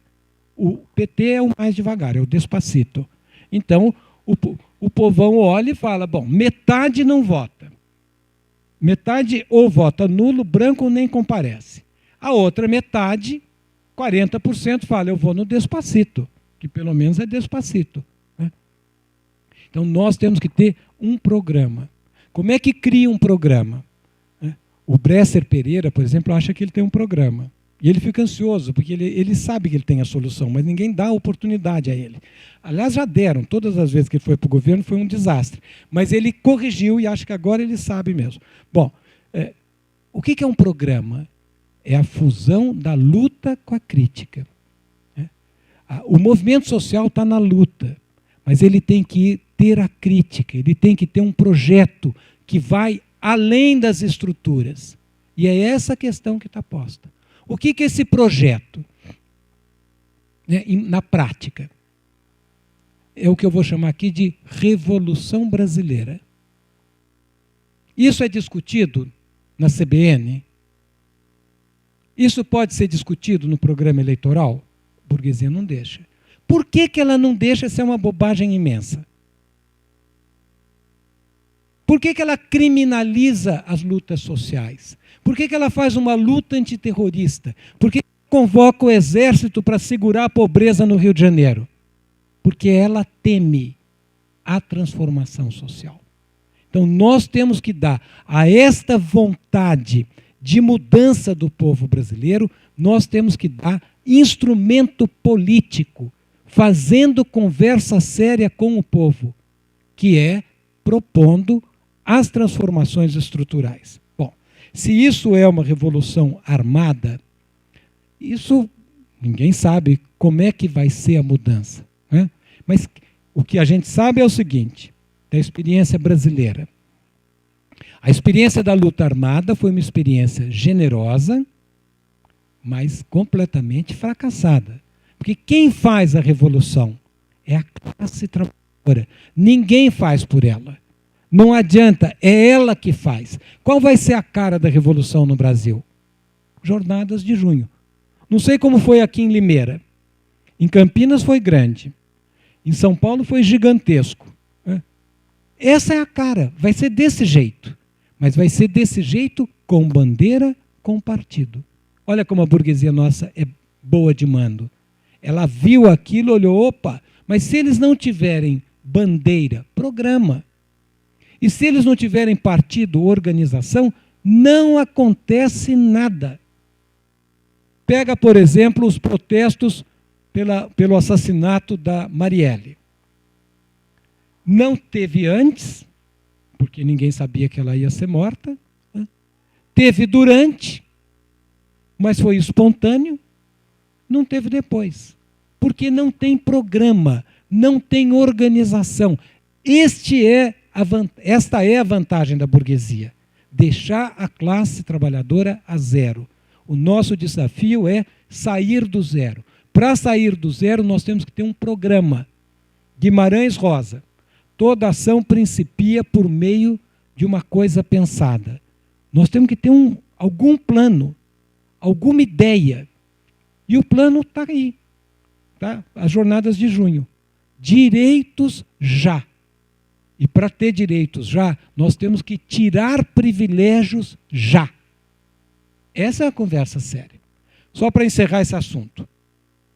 Limeira, eu vim à noite e não vi, mas é cana, não é? É cana. Qual é a questão agrária aqui em Limeira? Como Ribeirão Preto, Araraquara, tal. Qual é a questão agrária? É a terra improdutiva? Isso é a questão agrária. Mas qual é o miolo da questão agrária? A terra produtiva, a cana, a soja, o eucalipto. É aqui que está o problema econômico, o problema social, o problema ambiental brasileiro. Mas isto, olha o poder da burguesia. Isto nós não podemos nem mencionar. Eu não posso falar, a soja é o problema. Eu tenho que falar o contrário. A soja é a solução. Mas a soja não é a solução. O milho não é a solução. Mas isso mostra, né, em que pé nós estamos no debate. Bom, eleições de 2018, na minha opinião, não resolve nada. Não resolve nada porque a esquerda não está presente na eleição, com personalidade política própria, com programa próprio. Então, você diz, o que faz com a eleição? A eleição é uma vitória da burguesia. Ela ganhou um tempo. Quanto tempo? Ela acha que vai resolver a crise política dela nesta eleição. Eu acho que ela não vai resolver nada, mas ela vai ganhar um ano e meio, ela vai ganhar. Você diz, e nós? Nós temos que fazer esta conversa com o povo. Então nós não vamos boicotar nada. Nós vamos participar. Mas nós temos que participar tendo que falar. E falando coisa séria. Sem aceitar o enquadramento que a burguesia nos impõe. De maneira direta ou indireta. E o povo vai escutar e vai reagir. Eu acho que o povo vai reagir bem. Eu acho que nisso estou junto com a burguesia. Porque a burguesia não abre fresta para a gente fazer essa conversa em lugar nenhum. Por quê? Ou porque é conversa de louco, mas mas ela nunca teve problema com louco, então não pode ser isso, né? É porque ela sabe que isso é uma conversa perigosa. Bom, a última questão do Cícero. Cícero, a tua questão é ótima, porque como é que a gente continua a conversa? O que é a Revolução Brasileira? É a solução para os problemas históricos do Brasil. Quais são os problemas históricos do Brasil? Problemas que vêm lá da colônia, que eu vou simbolizar no problema do negro, da escravidão mal resolvida, não resolvida. Claro que o problema é muito mais amplo do que isso, mas isto está no meio de todos os problemas nacionais. Isto tem que ser resolvido. Que eu vou chamar isso de revolução democrática. Reforma agrária, reforma urbana, inversão completa da prioridade de políticas públicas. Bom, este é um lado. O outro lado é que nós temos que mandar no nosso nariz. A gente organiza o país como? Em função das agências internacionais de risco. Está lá a Argentina. Quando a coisa aperta, no caso a Argentina foi diretamente para o FMI. Nós não precisamos. Nós vamos, por enquanto, estamos seguindo docilmente o mercado. Não precisa do FMI. Bom, nós temos que organizar o país em função dos interesses do conjunto dos brasileiros. Então, este é o segundo. Agora, isto é possível? A burguesia vai deixar? Eu acho que vai, porque nós temos uma burguesia muito razoável e muito civilizada. Ela vai permitir, não vai? Ela não vai deixar. Você diz, bom, então, isto aqui coloca em questão o socialismo. Enfrentar a burguesia. Mas isso nós temos que discutir. Então, o que é o socialismo? Como é que transita? Como é que faz? Que são as questões que você está propondo. Essas são as questões importantes de serem discutidas. E essa é a força da nossa burguesia. Esta conversa toda é uma conversa fora do permitido. Fora do permitido. Que é visto com estranheza. Se eu falar para as pessoas, revolução digital, olhinho brilha. Remédio revolucionário, o olhinho brilha. Carro que vai sem chofer, ótimo. Se eu falar revolução social, opa, esse cara é esquisitão. Porque o Brasil não precisa de revolução social. Isso é esse o debate. E é isso que eu acho que a gente deve fazer na eleição e fora da eleição. O tempo inteiro nós temos que rediscutir o que é Brasil, quais são os problemas do Brasil, quais são as mudanças profundas que devem ser feitas para que a gente possa fugir da barbárie. Fugir. 60 mil mortos de morte violenta, maioria negro. 60 mil mortos em desastre estúpido de automóvel. Hoje saiu o dado do IBGE. 28 milhões de brasileiros, 25% da força de trabalho, desempregada, desalentada ou subempregada. Isto é a barbárie concreta. É contra isso que nós temos que fazer a Revolução Brasileira. Mais uma rodada. Podemos fazer mais uma? Então... Boa noite, meu nome é Eber. Fazendo uma análise nos últimos 16 anos, as maiores centrais sindicais brasileiras se tornaram pelegas. E aí eu acho que, assim, numa revolução onde o protagonista é o trabalhador, qual seria o papel dos sindicatos?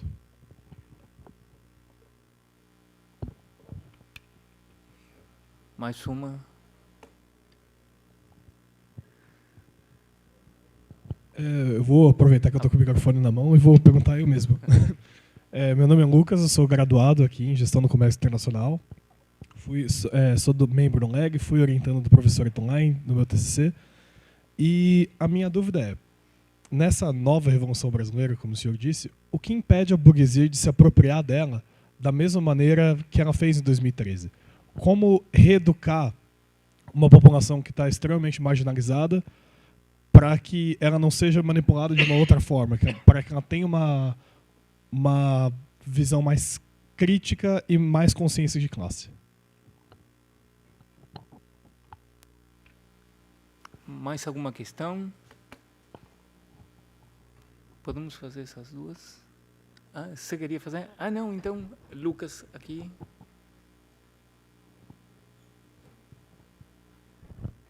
Aqui na frente.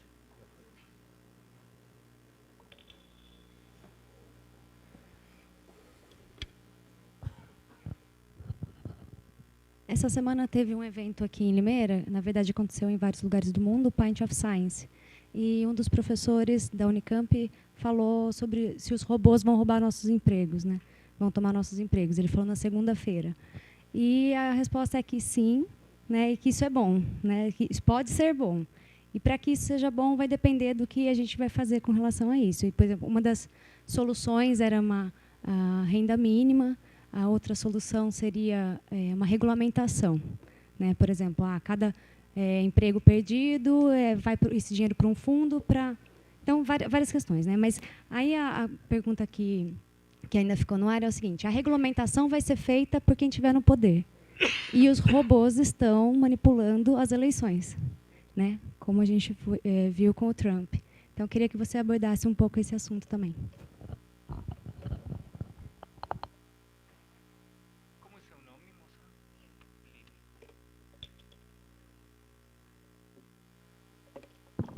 Bom, vou começar pela Lívia. Nós estamos, na verdade, toda crise é um momento de mudança.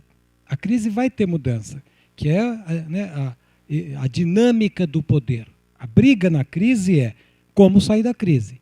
Quem vai pagar o pato, quem vai ganhar na retomada. Essa que é a discussão. A burguesia é muito clara nisso. Lembra do pato da Fiesp? Ela falou: quem vai pagar o pato? Vocês vão pagar o pato. E eu vou manter meu privilégio. Qual é o nosso programa? É tão simples. É inverter. Eu falei: não, eu prefiro do outro jeito. Eu quero meus direitos já e você termina com os teus privilégios. Essa que é a briga. De maneira muito clara, muito simples. Né? Bom, então, na crise, a solução burguesa para as crises é uma redefinição da sociabilidade burguesa, que passa por mudanças profundas. Uma das mudanças que nós estamos assistindo é o que os americanos chamam de revolução algorítmica, que é a capacidade que a computação nas nuvens dá ao capital de manipular grandes massas de dados de maneira economicamente viável. Isto está gerando uma nova rodada, uma brutal rodada de expropriação do conhecimento dos trabalhadores. Vou dar um exemplo claro. Eu lembro o telefone do meu avô, que é um homem do século XIX. E eu não lembro o telefone da minha mulher. Mas tudo bem, está aqui. Se não acabar a bateria, eu sei ligar. Olha o tamanho da expropriação. Ou seja, então, nesta expropriação, o capital está ganhando uma capacidade de redefinir a sociabilidade de uma maneira ainda mais bárbara, ainda mais desumana, onde o ser humano vai ser quase que transformado num ventrílogo do capital. Isso vale para todo mundo, inclusive para professor. Vale para todo mundo. Já vai vir o manual de economia, já com PowerPoint, isso já está, mas já virá já com o locutor da Globo fazendo a aula. O professor fica ali, está sendo expropriado. Então, esse é o tamanho. Tem profissões que estão terminando, contador, já advogado, professor, chofer de táxi. Esse é o tamanho da mudança que está posta aqui. Isto tudo é bom ou é ruim? Gente, aí nós temos que saber o seguinte: de que lado nós estamos? Se nós estamos do lado do capital, é, em certo sentido, bom, porque vai aumentar o lucro do capital. Você diz, mas o capitalismo marcha para onde? Para o abismo. Vocês podem ver, né? Quantos filmes de Hollywood sobre o fim do mundo? Milhares. Quantos sobre o fim do capitalismo? Nenhum. Porque qual é a lógica do capital? Nós vamos até o fim do mundo, mas nós não aceitamos o fim do capital. Então, isso é bom para o capital. Agora, para o ser humano, isto é barbárie. E cria a necessidade de uma resposta, e essa resposta, o quanto antes ela venha, melhor.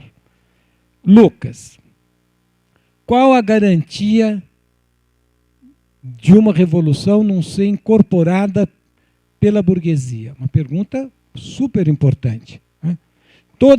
Nós estamos vivendo uma conjuntura histórica que eu vou chamar de revolucionária, no sentido que são mudanças profundas. A burguesia sabe disso e está dando uma resposta revolucionária. É uma revolução reacionária, que põe o Brasil no século XIX, mas não deixa de ser uma mudança profunda, estrutural na sociedade brasileira. Bom, nós temos que ver se a gente consegue dar uma outra solução. Mas nem toda conjuntura revolucionária desencadeia a revolução. Nem toda revolução vinga. E nem toda revolução que vinga é uma revolução socialista. Isso é a história que faz. O único jeito da revolução ser socialista é ela ser radical e controlada de maneira independente pelos trabalhadores. Se não tiver isso, sempre há o risco da cooptação, porque é um jogo, é uma guerra, é uma luta de classes. Faz parte do jogo da burguesia cooptar parte da classe operária. Essa cooptação ela é feita de maneira muito sutil, mas muito concreta. Por exemplo, a burguesia conseguiu que nesta eleição não fosse debatido com o povo brasileiro nenhum programa que colocasse na ordem do dia a Revolução Brasileira. É uma vitória da burguesia imensa. Ela fez isso, ela neutralizou tudo, pôs o debate que ela quer. Então, Lucas, sempre há essa possibilidade. O Florestan Fernandes dizia o seguinte, que a burguesia mandava no povo porque deixava o povo a zero. Deixa o povo a zero porque ou ele coopta ou ele esmaga. Bom, qual é a nossa tarefa? Nem se deixar cooptar, nem se deixar esmagar. Porque se ela puder, ela vai esmagar, e se ela puder, ela vai cooptar.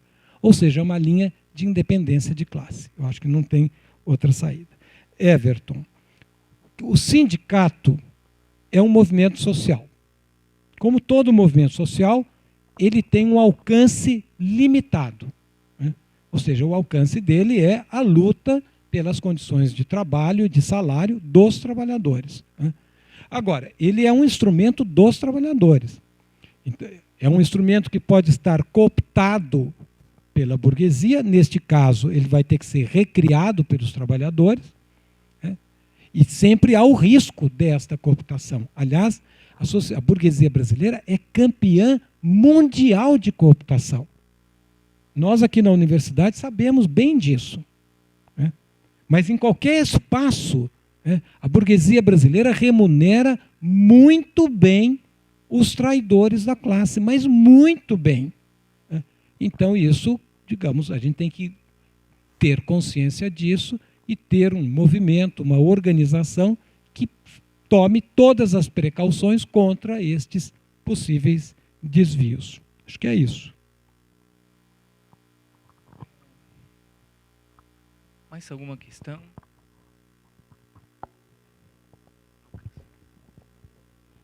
É a última rodada, ok? Então, boa noite, meu nome é Ana Beatriz. E outro dia eu vi uma reportagem de uns empresários que estavam levando suas empresas para o Paraguai, tipo, industrializando lá no Paraguai. Isso seria parte desse processo de desindustrialização que você falou? Mais alguém? Prazer, meu nome é Marco, parabéns pela palestra. O professor falou bastante sobre burguesia, toda hora falava nessa palavra, né? E o brasileiro, assim, tem essa questão da diferenciação, né? De fazer parte de algo que o diferencia dos demais, né? E eu achei interessante fazer essa pergunta, embora simples, mas para a gente poder ter uma ideia dentro das suas palavras, né, de o que é burguesia para o professor. Porque às vezes a gente vê alguém que comprou uma camiseta da CBF lá dividida em 12 vezes, né, e está se achando um burguês, né? Então é uma pergunta simples, mas só para a gente poder. Mais uma questão aqui.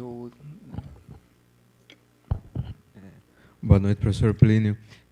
Eu quero fazer uma pergunta sobre uma bandeira de seu pai nas eleições de 2010. Ele era muito enfático sobre a reforma agrária, né? Ele dizia que faria sem consultar, né? Ele propunha um referendo, um plebiscito, né? Mas isso sempre foi uma bandeira dele desde quando foi deputado.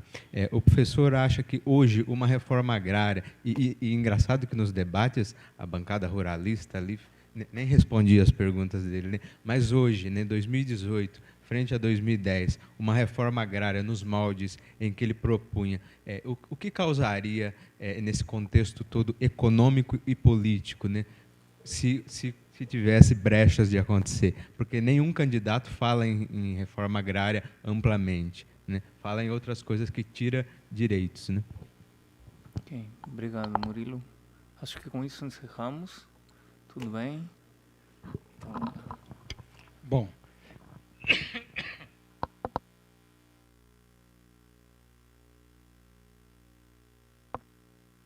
Foi.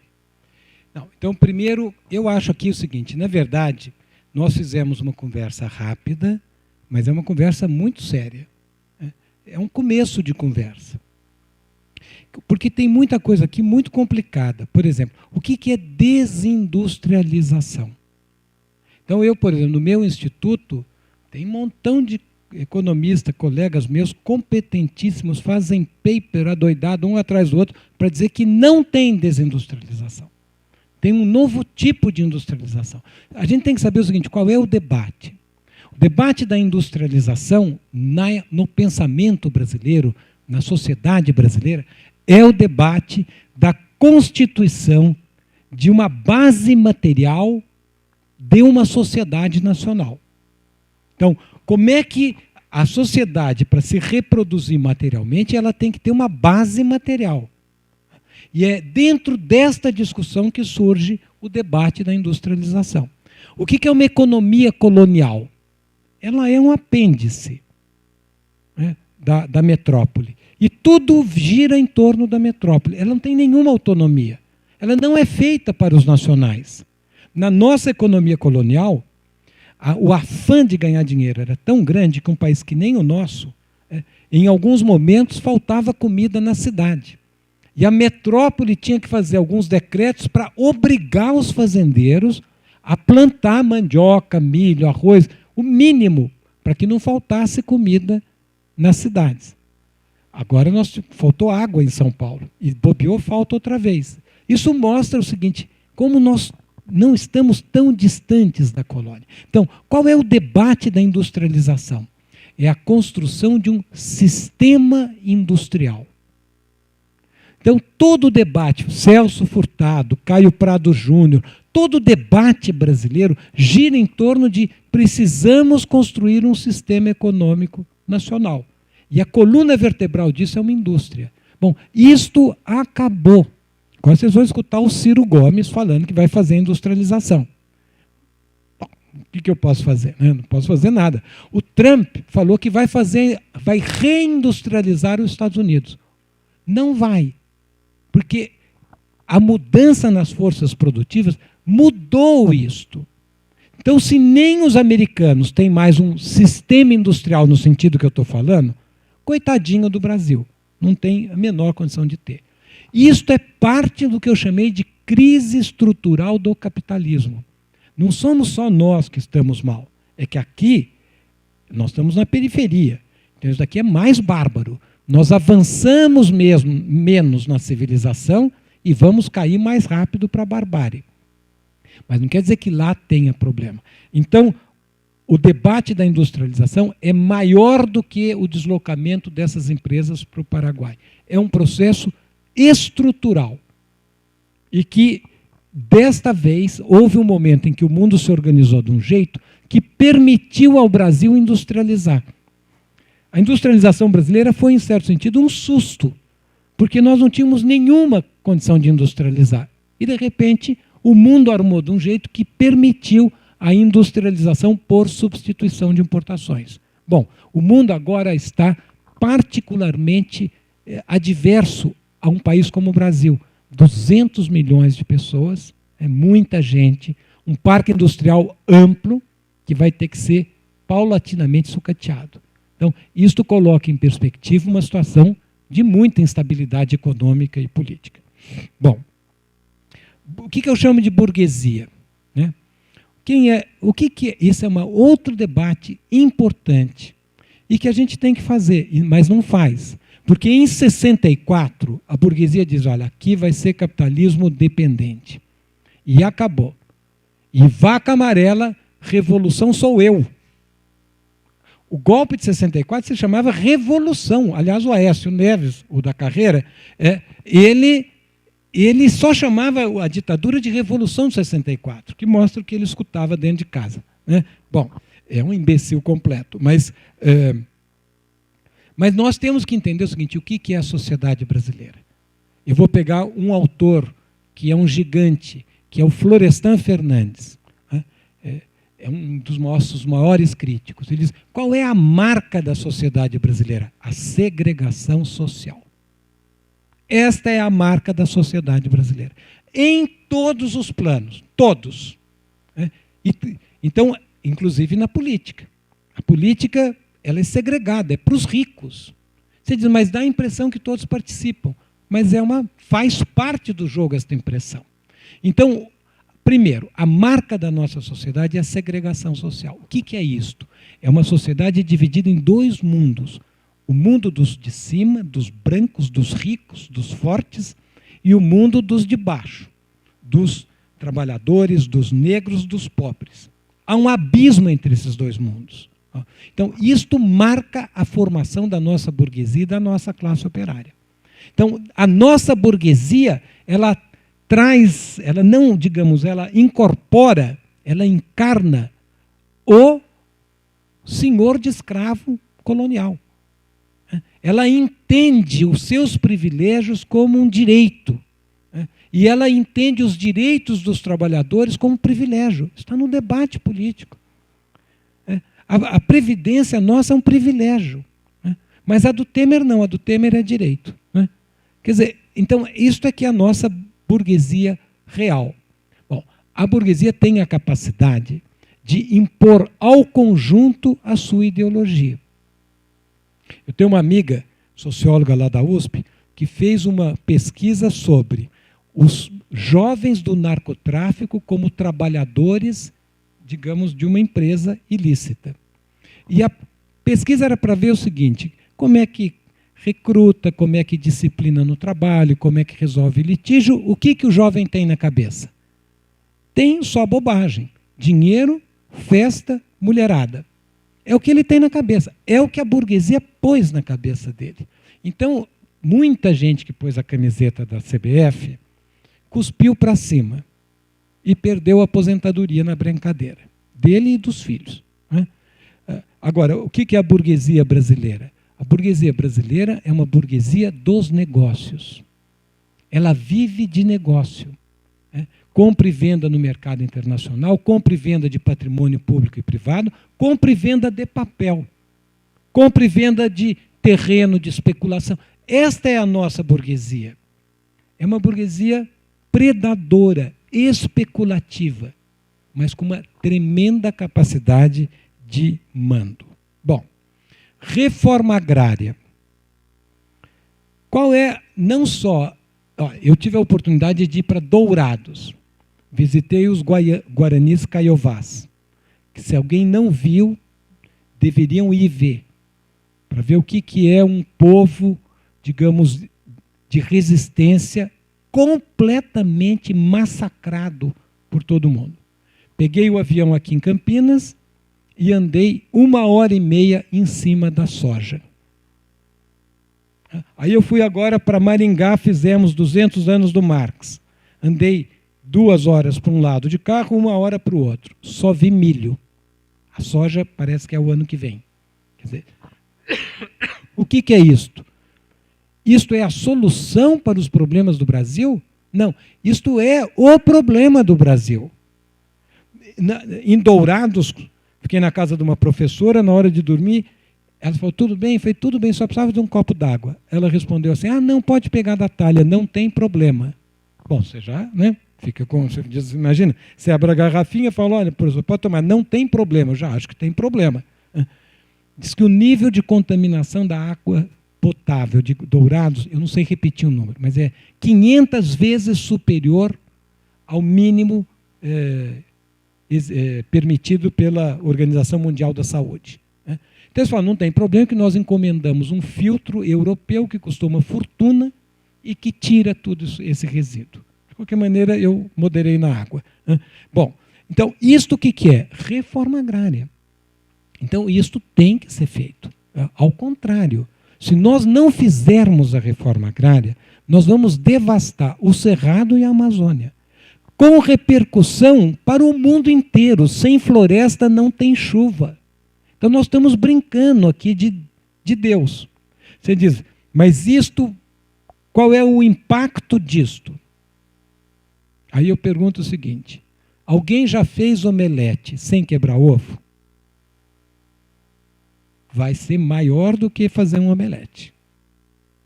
É óbvio, isto chama luta de classes. Mas a minha pergunta é o seguinte, e qual é o impacto de não fazer a revolução? O que vai acontecer com o Brasil se o projeto que está em curso, que é muito além do Temer, continuar? Qual é a cara do Brasil? Uma mega feitoria moderna. E o que vai acontecer com o mundo se isso não for parado? Nós vamos para o fim do mundo. Nós vamos para a crise ambiental total. Ou seja, existem momentos dramáticos da civilização. Nós estamos num desses. E não há solução fácil, mas quanto maior consciência, quanto maior organização, menor é o trauma da mudança. Mas a nossa burguesia é uma burguesia primitiva, truculenta, sem nenhum compromisso com o país, e vai até o fim. Vocês não destruíram a 5ª bacia hidrográfica do Brasil 2, 3 anos atrás? Qual foi a reação? Qual foi a reação da Marina Silva? Vocês lembram? Não lembra? Ela não deu. Ela julgou que era melhor ficar discreta naquele momento. Não é? Qual foi a reação da burguesia brasileira? Foi mal. Foi mais ou menos isso, né? Foi mal. Ninguém também celebrou. Ficou tudo, foi mal. Todos falaram que a culpa era do outro e ficou tudo igual. Então, enfim, é uma situação muito complicada que nós estamos vivendo. O que eu acho que é importante, para além de concordar com o que eu falo ou não, é fazer a conversa séria. A conversa séria é a conversa que aposta na inteligência do brasileiro e que vai à raiz dos problemas, doa a quem doer, tenha a implicação que tenha. Porque os problemas são reais, são gravíssimos, eles já envenenaram a nossa sociabilidade e eles tendem a se aprofundar. É isso. Obrigado. Agradeço muito aqui a oportunidade de vir ver aqui os irmãos de Limeira.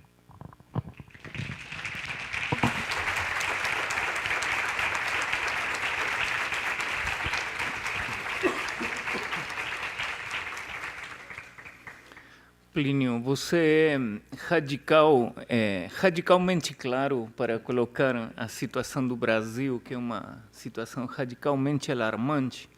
E quando você iniciou sua fala, comentou, e eu gostei porque tenho alma de sociólogo, e gostei muito daquilo que você disse, que é uma disputa no Brasil hoje pelo controle da mudança social. Na verdade, uma disputa não só hoje, histórica, né?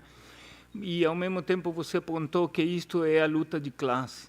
Ao mesmo tempo que você foi claro e resumiu questões que são tão difíceis de entender, eu fiquei muito contente porque você falou que, em relação a isto de que a burguesia tem esse poder de formatar até mesmo o debate, selecionar os assuntos, mas que também isto que aconteceu hoje, por exemplo, tua fala aqui com meus alunos e tal, não é formatado pela burguesia. Houve um espaço, digamos, que não é o canônico. E eu fico muito realizado porque esse espaço é da minha sala de aula. E então, pensando nisto da luta de classes, a luta não acabou, né? Não estamos no fim da história. Então, eu penso que, além da sua radicalidade para colocar esta situação dramática do Brasil, também você deixa uma ponta de otimismo para pensar aqui com os jovens, de que essa luta se retoma todos os dias. E tem dias, ou pelo menos horas, ou alguns minutos, em que a gente ganha, por exemplo, quando não se deixa formatar pela burguesia. Então, isto... além de toda a tua fala, ilumina a nossa existência aqui, coisa que agradeço demais. Agradeço muitíssimo você ter visitado a gente aqui na FCA, sendo professor aqui vizinho do Instituto de Economia. E teremos mais. Espero que você volte. Aqui nós preparamos um certificado e uma plantinha que é para você. E agradeço muitíssimo tua vinda, tua lucidez para comentar essa situação do Brasil hoje e do mundo. E amanhã teremos mais. Amanhã é a sessão de encerramento. Na parte da tarde terá a apresentação dos trabalhos e à noite teremos uma mesa redonda. Então, estão todos convidados. Agradeço muitíssimo a vocês todos terem vindo, a comunidade interna e externa, a professora Juliana, que está aqui, e especialmente tua visita. E vamos lá que a luta continua. Muito obrigado.